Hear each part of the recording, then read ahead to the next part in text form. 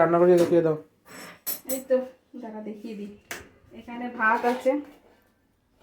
আচ্ছা, এটা গিমে আলু মাখা, গিমে শাক আলু ভাতে দিয়ে মাখা হয়েছে। আর এটা চিংড়ি মাছ আছে, চিংড়ি মালাইকারি হয়েছিল যে সেই সেদিনকার। আর এটাও দই কাতলা সেদিনকার যে বেঁচেছিল সেইটা কি গরম করলাম, খাওয়া হবে। নিম পাতা। আচ্ছা, আজকে হয়েছে দেখ, আজকে হয়েছে নিম পাতা বেগুন দিয়ে মাখা, খাওয়া হবে এক প্রথম পাতে। আর তারপরে হবে শাক ভাজা, 5 মিশালি শাক ভাজা।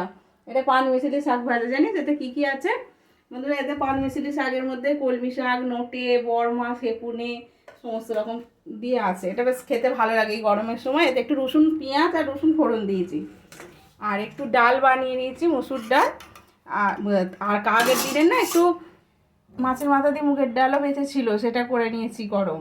কিন্তু আমার শ্বশুর শাশুড়ি মা ওই ডাল খাবে না, বাসি ডাল, সেই জন্য একটু মসুর ডাল করেছি। আর এখানে আছে পায়েস, আগের দিনের পায়েস, কিছু আগের দিন আর আজকের নিয়ে আজকে সব রান্নাবান্না হয়েছে।